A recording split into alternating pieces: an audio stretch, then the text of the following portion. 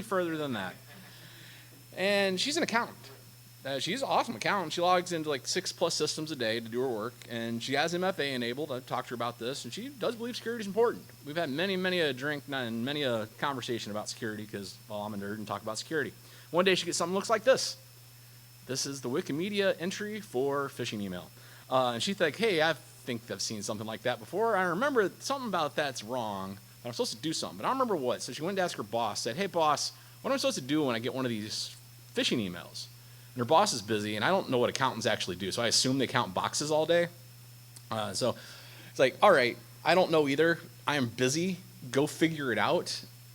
So she goes and looks in Slack, and she can't find anything. She goes and looks in her welcome emails. She doesn't remember seeing it, but she remembers she saw something somewhere. So she goes into Notion, and 3 hours later emerges, and I hate Notion, but she realizes, I've been spending 3 hours on this.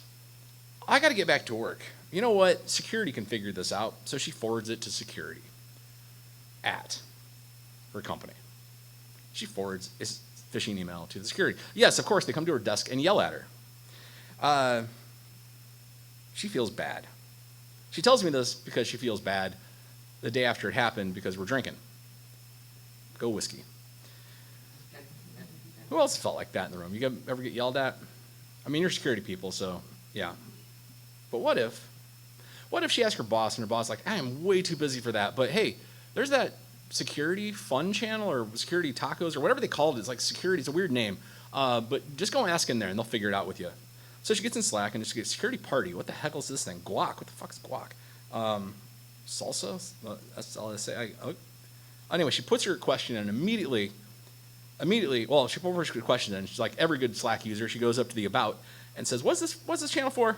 And it's like a smishing story. What the heck's smishing? I don't even know what any of this is. But she asked her question anyway, and immediately fireworks go off. Good fireworks. And she gets a thank you immediately. And it says, hey, thanks for getting back to us. Meanwhile, before you do anything else, there's a little stop sign thing above your email. Go hit that. That's what you're supposed to do next. And then a little while later, somebody comes back, says, hey, congratulations. This is a new one. We hadn't seen this one before. You're entered into the drawing for the person who submits this first. You did exactly right. You gave a screenshot and everything. It's exactly what you should have done. Later, they come to her desk and say, hey, everybody, Leslie did the right thing. Everybody, Leslie is awesome. Now she knows what smishing is because she asks, like, hey, so I saw something about smishing. What the heck is that? It's like, oh, that's SMS phishing. Oh, that makes sense. I know what phishing is. Now she goes and checks the security channel every now and again and says, hey, I think that's a little too high. I'm getting a little feedback up here. I don't know if you all heard that, but now she knows who the security team is because they come to her desk, as we heard from Matt say yesterday, and not with a threat, but like, hey, they came to her desk and celebrated her. Next time she sees them in the hallway, it's like, hey, how you doing? And then from that moment on, she becomes the accounting team's security champion. And she raises security awareness for everyone, and they have a conduit to get in. I'm Dwayne. I come from Chicago. I help people figure stuff out. That's my entire mission in life. I'm a developer advocate for about a decade now, actually a decade this year. I got a podcast called the Security Repo Podcast. We have Jason E. Street, Jason Haddix, Tanya Janka, like some heavy hitters have been on our show. We've interviewed the best. I've heard so many amazing stories. We have so many great guests lined up that'll blow your mind. I don't really do X anymore, but if you want to hit me up on LinkedIn, always happy to. And if you want to talk about rock and roll, had a great conversation about rock and roll and ended up going to a hardcore show in Chattanooga in 3 weeks because of that conversation. It's going to be amazing. If you're in Chattanooga in 3 weeks, let's go to some hardcore shows together. Very quickly, I work for Git Guardian. They're not really going to come up in this talk much, to be honest with you, but I really, really think this talk is important, so that's why I give it. We do secret detection. And we talk about that all day. That link, if you want to hit it, that will take you to our blog because I think that's the best way to find out what we care about. And you don't really want to buy something from a team that doesn't care about the same things you do. So real quick, I'm going to go just real fast. Raise your hand if you are doing any kind of security discussion planning part of sprint planning that you know of. Awesome. Do you know if it's ever brought up during Scrum, like your daily Scrums? You got the same hand? How about the sprint review? How about retros? You know what those 4 things just were? Agile. That's DevOps in a nutshell, done correctly in small little chunks if you're communicating as a team. Because I think that's the best time to actually have these conversations from the development side. Now, sure, that doesn't apply to accounting and whatnot, but last time I gave this talk, I gave it to Agile 2024, to Agile practitioners, and was shocked the conversations I had afterward about this topic. So go talk to your teams that are actually Scrum Masters and say, hey, what are we doing in security? And watch them stare and be scared. I'm like, no, I'm not trying to scare you. Just how can we work this into your practices and your, what do you call those things? Your rituals. And you'll be surprised how open they will be, because if you can help them do their job faster, oh, they will do anything you ask if it helps them go faster. Anyway, why do we have to make them go faster? And this is what I said yesterday, and this is why security engineers are my heroes, is because they can actually make people go faster, and they're not just the Department of No. Because the Department of No yells at people and says, you can't do that. And what do people do when you tell them, no, you can't do that? Especially developers, but honestly, everybody in your company, they figure out the way around. That's called a desire path. If you look up desire path, that's one of the images on Wikimedia. Thanks again, Wikimedia. I can't say enough good things about the fact we own it, and it's ours, and it's open, and that's the way the world should be. All these images in here are from Wikimedia. Public domain. All right, so why is this bad? And what does this look like inside the company? I'm going to send you to another video for that. Does everybody know the term shadow IT? Yeah, shadow IT is when your business users did not want to go through IT because they knew they were going to get blocked at some point, so they went and found a SaaS solution, or they used the Power Platform of Microsoft to build very, very, very insecure applications that they're putting customer data into, and all you need is one guest account, one invite in, and you can get into most of the back end of most of these systems because they're not configured and security's not looking at them. This talk will scare you and keep you up at night. All you need is guest from Black Hat last year. What we want to do is empower everyone. Now, it's impossible to give everyone a security hat and make them set through all the trainings you have, and you're never going to ever get anyone in accounting to go take their Security Plus. That's never going to happen. But if we think about shifting left, right now shifting left's got a bad name because it's like, let's just dump another tool on top of a developer. That's a terrible way to interpret that. Let's think about the whole software development life cycle. What's all the way left? I think it's a whiteboard. Where was that design? Where's that discussion you started having? And if you have somebody in the room when you're having that conversation who actually cares about security, who actually knows a little bit about what you're talking about, you've raised their awareness, they can say, wait a minute, there's something wrong here. I don't think we can use that data. Hey, I remember hearing about that. That's a really insecure third party. I don't think we're allowed to do that. I'm pretty sure they don't have SSO. I'm pretty sure we'd have to go through a bunch of hoops if we did that. Let me go talk to the security team. Oh yeah, here we go. We got Bigfoot coming in. We got a cryptid in my talk. Oh my goodness. He's gonna knock everything over too. There's a camera right there.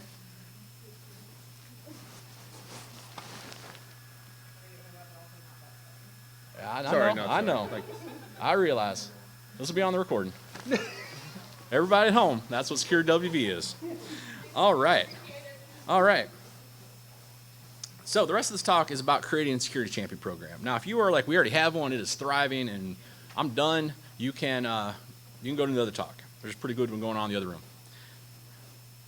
But if you want to stay and figure out what these are or how to improve yours, I'm going to say right now, I am standing on the shoulders of giants, literally. I did not make any of this up. I am borrowing heavily and putting my own spin on it.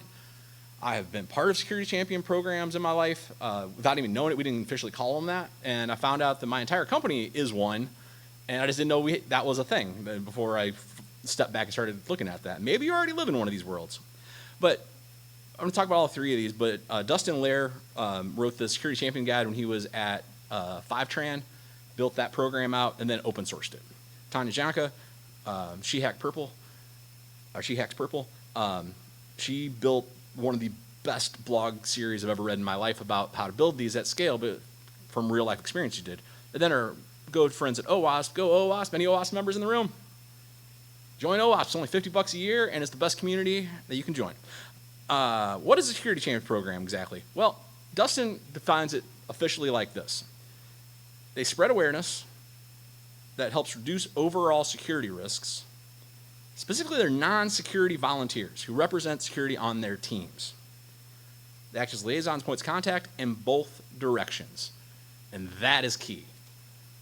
Part of how we got the reputation as the Department of No is it's a lot of don't do that. I don't care what you're doing, don't do that. And if we sit and talk to them and care about what they're doing, we'll figure out how to make the easy path the secure path. In this talk, I'm not going to talk a lot about metrics. That's Dustin, by the way. I'm not going to talk a lot about metrics themselves because now we're going to get into the weeds of how do you implement this program, and I'll get to why I don't get into that a little bit later. But if you want to, that's what Dustin specializes in. His company, which is not Security Champion Program Guide, but I didn't feel like putting a company logo without asking his permission if I could, but this is a public picture of him.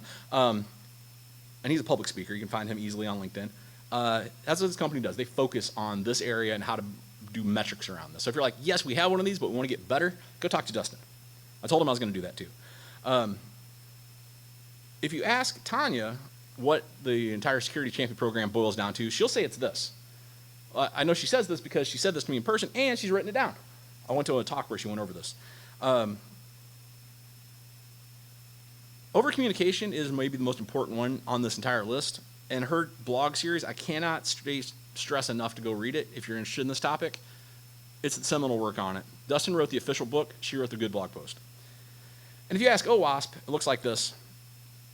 There's an actual guide they wrote, like how to implement, but I think the more interesting thing they wrote were these 10 key principles, because it's OWASP, there's top 10. Of course there is. That's what they do. That's just how they think. Thank goodness they do. So this is what I'm going to go through. For the rest of the half hour, 20 minutes, I'm going to go through the rest. I want to go through these main points and my experience with it and how to think about this and how to approach the rest of your team to think about this, and some advice that I've learned along the way running large-scale teams, especially distributed large-scale teams. But before we go any further than that, a few caveats. One, I didn't finish my thought earlier. I'm standing on the shoulders of giants, but we can't, up here on stage, all of us are that are giving talks today and everything you go to, and pretty much everybody you talk to, and we're not going to be the last ones to do it. And hopefully we can boost other people up. That's why we get up and give talks. So if you're in your head and you're like, man, I could never get up there and give a talk. Man, I don't know what to talk about. Yeah, you do. It's that conversation you had 30 times where you kept explaining the same thing over and over again. It's that email you had to write 10 times in a row because you're the only person that gets what you're talking about. That's a talk. Help the next person along. Just do that. So I encourage you to do that. But other things. This isn't a magic trick. This isn't going to solve all your problems overnight. It just isn't. There's no magic solution that solves security. If there was, we'd just be doing that and we'd be done. I'd make a billionaire. What works for one team is not going to work for your team. Just guaranteed. It might just, might get lucky. You might read somebody's guide and it does exactly what it says on the box and exactly right. But people are all different, so it's not going to be the same. And that's always remember Janka's Law. I told her to her face that I do this from stage. We will never have the staff, budget, or time to do all the security work we want to do. There is no exception to this. So let's get into it. First one, you have to be passionate about this. If you're doing this because you're checking a box and doing compliance, this ain't gonna work. If you're doing this because you feel you have to, and you're gonna do this begrudgingly, nope, it is gonna fail miserably. There's 3 kinds of people in the room right now. And don't look around, just raise your hand when I ask. Who's the person who wanted to be the one to take this thing apart? Anybody, like seriously, raise your hands. You're the one that's like, hey, I want to take that camera apart. Is anybody in the room a little bit uncomfortable and wants to put it back together again? Yeah. Is anybody just a little bit like, why did you take a camera apart? That's the 3rd category. Yeah. The kind of people who would naturally just want to disassemble it to see how it worked, that's your hacker mindset. Those are the people you want. But you would never take a camera apart unless you were passionate about destroying a probably $38 camera just to see how it worked, just to see what the parts look like. You can't teach that. That's either in you or it ain't. And that's kind of how I feel about security. At least for security champions. You can learn compliance. You can learn how to pass a test. But if you don't want to, you never will. 2, you got to start with a clear vision of what you're actually trying to get done. If you just willy-nilly, like, we're going to do a security champion program, it's going to make everything cool. How do we do that? Like, I don't know, we're just going to do it. You're never going to get anywhere. You can't even get started. Most important thing I learned in producing improv, I've produced well over 400 improv shows in my life. One year, I think I produced 150 in a single year. It was nuts, 3 shows a week. It was crazy. Most important 4 words I ever learned in my entire life as a producer of anything, I produced shows, I produced a lot of stuff, is make the poster first. That's it. What does a poster give you? When is it? Where is it? Who's going to be there? Why is this interesting? Other important facts. Again, thank you to Wikimedia, because if you look close, these are all cover bands. That's the most clever poster for a show. I would have shown up to that show and been mad and then also really impressed. I wouldn't even read that thing. One time I thought Judas Priest was playing a local punk rock bar, and I got excited, and then I realized it was a record listening to party they were throwing, and I got real mad, and then I laughed out loud, and I still went. All right, so what does that look like for this? Well, you're not gonna make a poster. You mean you could make a poster, but that's not gonna tell you what you need to do. I think blogs is the right way to do. I one time made a little thing called GitCon happen. With a K, GitCon. That's how we got away with it. GitCon worked for Get Kraken, so it was a K with Kraken. And my boss is like, how do you run an online conference? So I just wrote a blog post about how successful our online conference was, what platforms we used, how we did it. I was 60% right. I even got Matt Billingsley, Matt Bilsman, head of Netlify, to come and speak at it, because I thought I could do a long shot, and he actually accepted. But he was the keynote I had written in that blog post. Like 4 other people that I wanted to get keynotes didn't even write me back, but that's fine. The rest of it went off, and GitCon still exists today in kind of the format I created it in, even though I left that company. 3, you got to secure management support. These are the managers of I can't pronounce this, German city from 1890. This is the railroad executives. I just thought it was a cool picture. But these are the people you got to impress. I know it's not an inclusive picture, but it's also Germany in 1890. Which, if you were in the room earlier for Eric's talk, he talked literally about this. You got to talk in terms they understand, because what you think is a risk isn't what they think is a risk. My favorite thing that Walt Powell ever said, I haven't talked to him all that much, but he gave this talk at CypherCon 6 last year up in Milwaukee. It was a really good talk. It was at 10 o'clock at night. There were 4 people in the room. It was the best talk I maybe have ever seen. It's online. You can go find this. Why Your Board of Director Deck Sucks. That's the name of the talk. And he says, risks are not threats. They're not vulns. Risks are not exploits. Risks are what you're set to lose if things go bad. That's what a risk is. Now, the problem with marching in and saying, we got the security risk, is the word risk means something very different to other people. Business risk is why you're in business. You are taking a risk. It's a gamble. We're going to make money or we aren't. Legal risk. Ooh, we can get away with that. Investor risk. Oh, we're going to try this move because we're going to make more money. But it's going to be a little risky. I just described 4 completely different types of risk, but they all have the word risk in it. How do you go and find out what they care about? You go and find out what they care about. You take the time to figure out what they're talking about. Who here has ever read The Phoenix Project? If you have not read The Phoenix Project, buy it and read it. Otherwise, you don't understand what DevOps is doing. One of the main characters in that book is John, the CISO. He has done his job so terribly, he has a nervous breakdown in the book. I'm not spoiling anything. It's kind of this book's been out for 10 years. Then he figures out how to do it right, and it starts with a conversation with the CFO. And you're like, CFO? Yeah, because he figures out what the company actually cares about and starts doing that. That's what we need to do next for security if we don't want to be the Department of No. Yeah. Also, when you're talking to execs, you got to lay out the benefits versus the costs. There's no other way to talk to executives. Hey, we don't want to be this company because this company just lost $1 billion on paper because I can prove that because this article exists and here's all the research that proves it.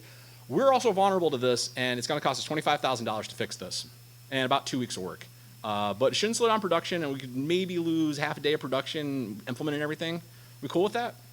$1 billion, $25,000, and half a day of lost opportunity. That'd work out to about $400,000. And let's live with the risk. That's going to happen. Just be prepared for that. But that conversation is much different than, I got a CVSS of 10. They don't know what the fuck that is. So I'm cussing today. If you're offended by that, you're offended by that. Nominated the captains for your team. You can't do this alone. Don't even try to go this alone. You're going to fail instantly. You have to get a team on board. You're part of a team. That's what a security champion program is. It is a team of volunteers, and you need some people to help you. Just like a good football team, you're going to need some captains. This is a little weird, right? But I used to be the co-head of the WordPress community's marketing team, make.wordpress.org/marketing. It's getting phased out, turned into something else, and WordPress, I'm not going to comment on the current situation. Don't ask me. I've been out of the community for a few years. Don't ask. But what I learned in that experience, this is a global team. We had bi-weekly meetings, people from multiple time zones on Slack. We organized it. We wrote a glossary, we wrote case studies. We helped so many people do so many things. We taught people how to write, not like English language, but like we taught them how to write blog posts, like how to structure a case study. We got so much done. But the reason it worked is Bridget Willard, shout out to Bridget, she was my co-captain. And we had different skill sets. I think in Kanban boards. I just do. I see the world as a giant set of things moving left to right from not done to done. That's how my brain works. She is the best cheerleader I've ever met in my life. She can get anybody on board with an idea, if it's a good idea, and she believes in it, because she just knows how people work, generally inside. And together, we made this super awesome leadership entity. We're co-captains. You gotta go find people with different skills, and that starts with recognizing what you're lacking and what specifically needs done. Maybe it's more technical. Maybe it's more human. Maybe it's something else. Again, how do you find out what people are good at? You go and talk to them, and you have those conversations. You got to trust your champions. Once you have people that are volunteered and stepped up, and you provide any kind of training, they're essentially an extension of your security team from that point on, and that's how you have to treat them. So just like you would treat someone that you interviewed with a technical interview, and you saw all their certs and all their degrees, and you trusted them to be on the security team, you have to trust that accountant who went through the actual trainings you gave them that you've had multiple conversations with, just like they were on the team. Now, are you going to let them handle SOC incident response? Absolutely not. Do not let them near the SOC. You'll scare the heck out of them and they'll leave the company. Maybe not, though. Maybe they'll get excited and want that job. How do we do this? Active listening and yes and. Active listening means not just, again, compliance. I am taking your information, but you're engaged. And when they tell you something, hey, I think this is dangerous. Okay, tell me a little bit more about that. Why do you think it's dangerous? Oh, okay, that's interesting. And why do you think that? Why do you think that is an exceptionally powerful tool? Because you're getting to the 5 whys. There's multiple books about the 5 whys, but you keep asking why until you get the actual reason they believe that. And then it might be right or wrong. But then you consciously and kindly and conscientiously guide them on the right path. Power of yes and. I used to do a lot of improv, used to produce a lot of improv. Not so much these days because I travel too much and it's unreliable, but when you tell someone no, it is just basic human nature to guard your ego and have a defensive reaction. You take a defensive stance and you dig in and I want to be right. If you say, yes, and here's the other ramifications that I'm not sure you thought through. Yes, I hear what you're saying, and here's the reality that I think based on this data. Oh, well, I didn't get shut down, but now I have more information, and now that I see the more information, I'm probably not going to go that way. If you do any kind of client work whatsoever, this is your best friend, because you can talk people out of anything once you yes and them all the way to the price tag. Yes, and that's going to require extra testing, and we're going to have to set up another server for that. And yeah, I think we can do that, but it's like about $10,000. Oh, yeah, let's not do that. Nothing shuts down a conversation faster than a price tag. Security champions need a community. They can't be lone cowboys out there fighting on the range by themselves. We work in security. We know specifically how that feels. Yeah. You need to make it fun. You need to make it something. So I called that security party as a joke, but people have silly names for their security channels. There's the official security IR incident response SOC channel. Stay out of there. That's terrifying. Then there's an all-company channel. The one we actually have in Get Guardian, and it sounds a little weird, and I'll get to it a little bit later, but the one we use internally is InfoSec News. And it becomes this kind of little fun game. Like you can kind of ask anything in there, and they'll say, at worst, like, oh, that belonged in off-topic. That's the worst you're going to get in there. But if it's in person, yeah, why not have a candy party? Like if you're in the same office, like, hey, we're going to throw a security candy party. What's a security candy party? I don't know. Get some candy, get people to show up, and then like say, hey, thanks for coming to the security candy party. Here's something about security you might not know. They got free candy out of it. It was a trap. Do fun things. Make security fun. That's hard. I know that's hard. That's almost like saying the secret of flying is not falling down. But the community should be fun. SecureWV is fun. We had a friggin' Bigfoot in here earlier. Like, it's fun. I was poking fun at him back, yeah. But seriously, make security as fun as you can. And it's got to be a two-way street. And this is what I was saying with our channel, the show and tell. They need to know they can come in that security channel and confidently give you feedback. Not just, hey, here's another place you're going to come and read a boring PDF that we put out. Here's another top 10 list you need to memorize. Here's another thing you did wrong.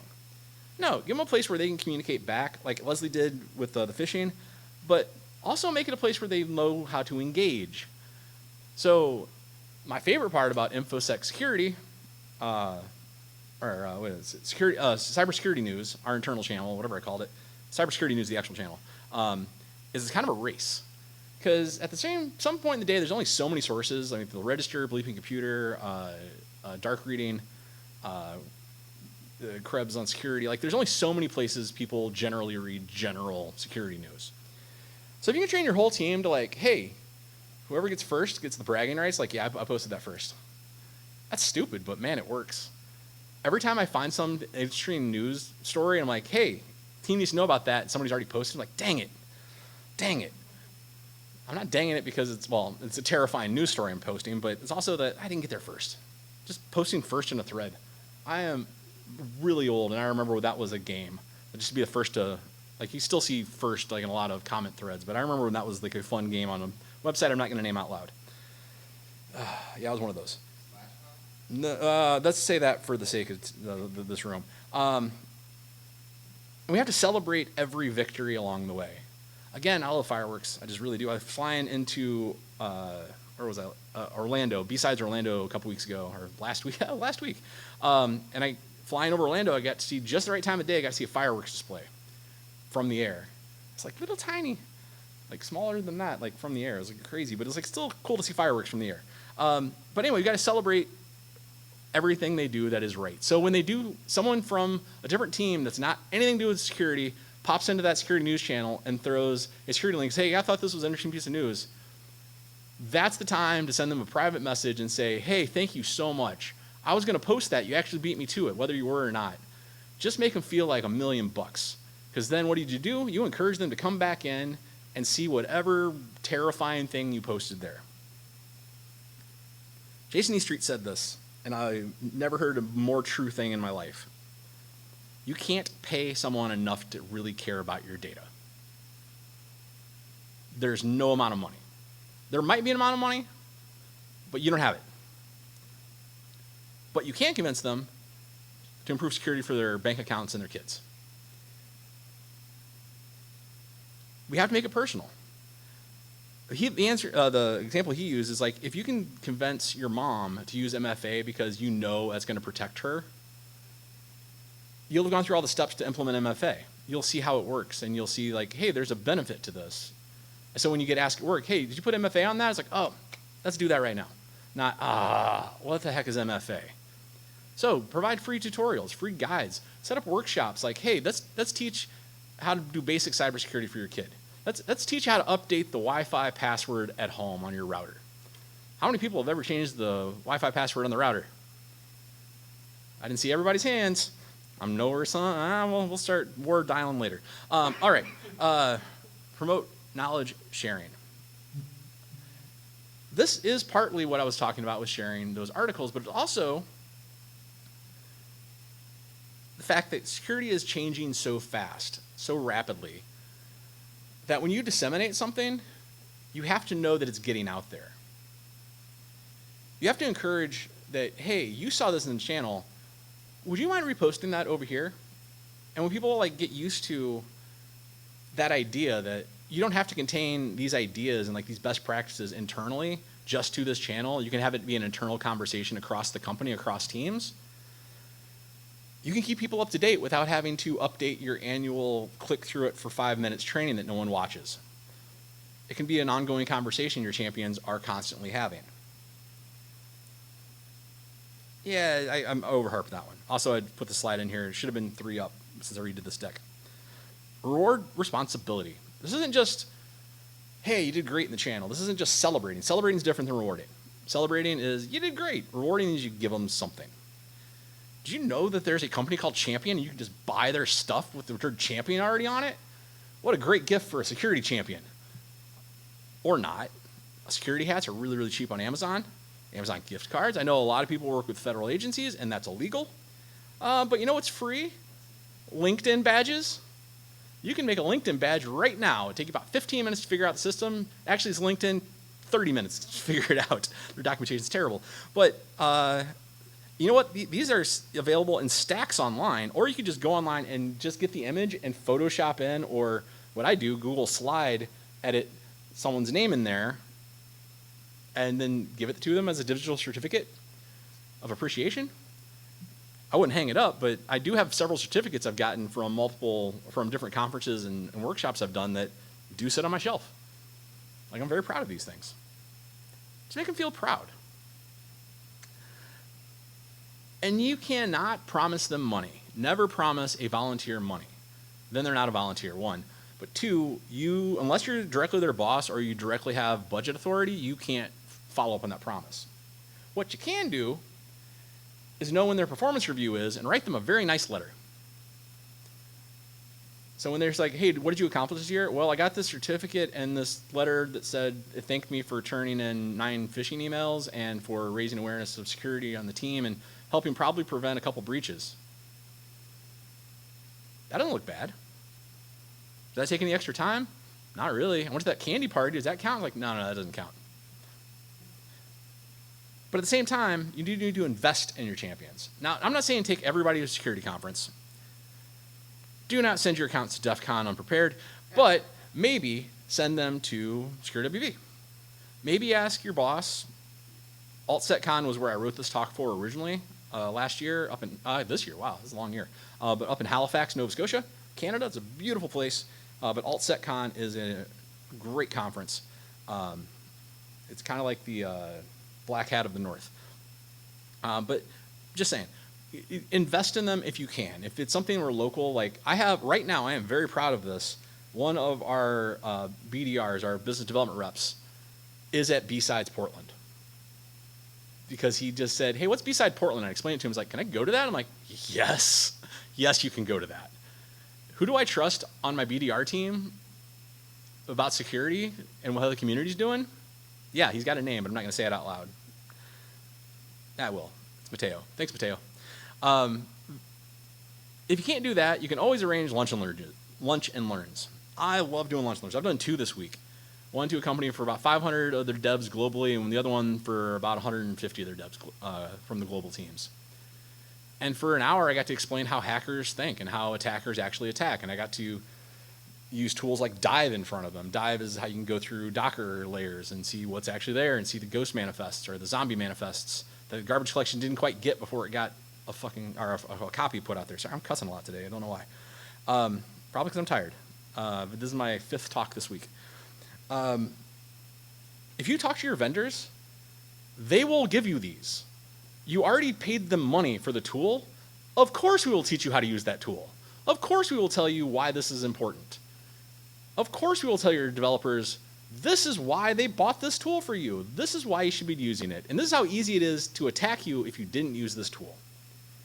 I'm saying these 3 because we partner with Sneak and CyberArk, but any of your security tools, any of your vendors for anything should have the ability to deliver this. And if they don't, ask them why. Literally challenge your sales reps, like, why can't you give me training? That should have been in the contract. Next time contract comes up, ask them about that. We're not training like how to use the tool, but like what's the awareness training you guys can provide to up our game? Again, if you can get them a cert or a CEU or anything else, go down that route. But again, I know budgets are tight. Very, very important thing about any team you run, any program you administer ever, is that there is no such thing as an eternal champion. There is a really cool Sega Genesis game that no one on Earth seems to be able to remember but me, called Eternal Champions. It has literally 8 different endings. It's so cool of a game. But outside of that, no, champions are temporary. They're going to leave. At some point, everyone leaves the job. At some point, you burn out in doing anything you do. At some point, you have to step away. There's a reason I no longer am the co-captain of the WordPress marketing team for the community, because after 18 months of it, I burned myself out doing an extra part-time job on top of my regular job. And Andrea, I can't remember her last name, but she's one of the team leads, said, you know, you can lead with a lowercase L. You know that, right? I'm like, what does that mean? Like, you can step back. It's fine. We got this. Like, there's enough people you've trained behind you that it will keep going. You can just be there. You don't have to leave, but you can not run it. I almost cried. In fact, I think I did tear up a little bit because no one had ever told me that before. Like, oh, I can just be a part of this, but I don't have to do what I'm doing and stress myself out. It's like, yeah, I had so much fun for the next 6 months. And then it's about the time I left WordPress for job reasons. Figure out how to rotate your captains, though. That's my point. A community that's doing this exceptionally well right now is the OpenSSF and Cloud Native Computing Foundation, CNCF. They turn their hack days into maintainer training days. And they have a program, I forget the name of it, I should have looked it up before this. I would have forgotten it by now anyway. I was going to